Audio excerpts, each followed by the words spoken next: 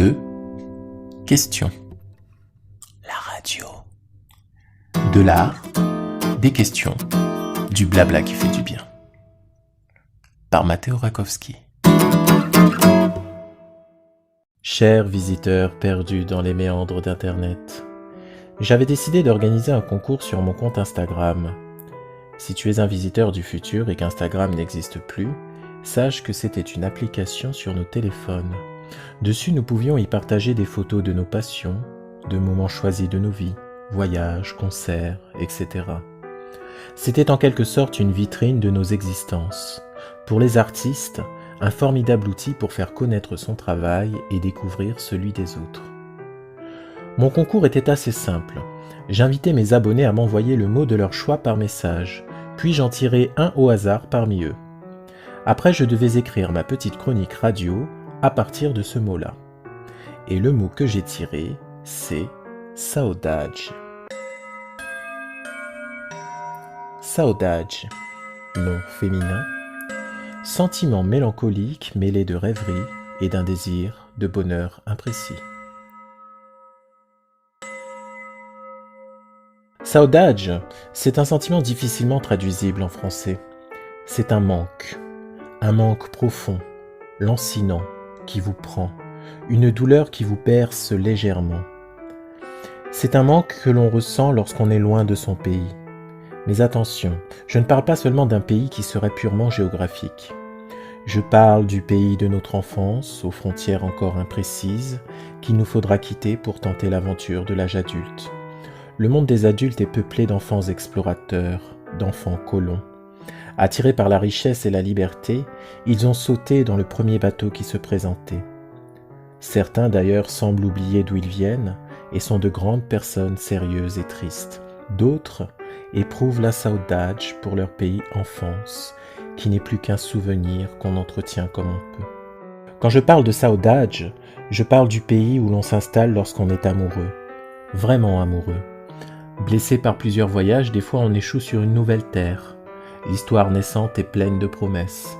Notre homme, notre femme, devient la citadelle à partir de laquelle on construit une ville, une nation, qu'il nous faudra quitter après une rupture ou bien la perte de l'être cher.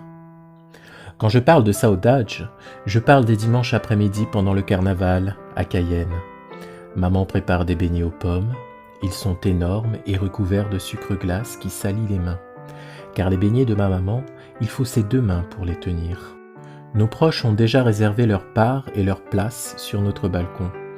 Au loin, on entend les tambours, les orchestres.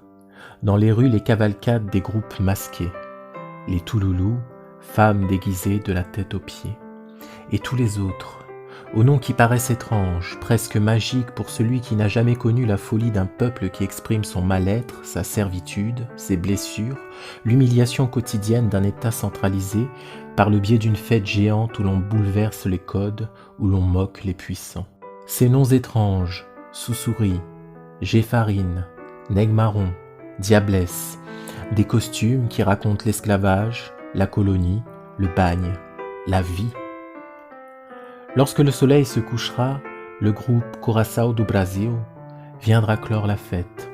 Au loin, on entendra le son de la samba, puis les plumes, les femmes au corps recouvert de paillettes, les pas de danses ensorcelantes.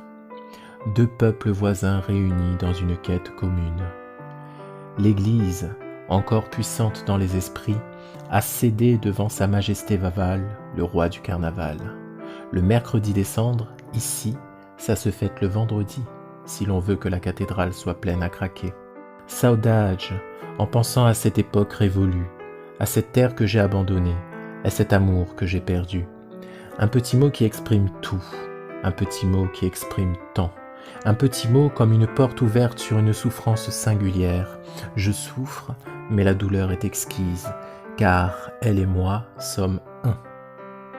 J'avais décidé d'organiser un concours sur mon compte Instagram. J'invitais mes abonnés à m'envoyer le mot de leur choix par message, puis j'en tirais un au hasard parmi eux.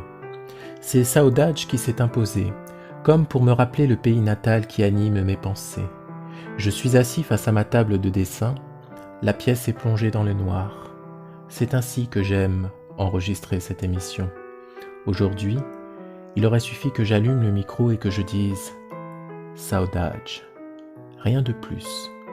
Saudade, tout est dit. Si tu comprends et si tu le veux, écris ce mot merveilleux en commentaire. À bientôt.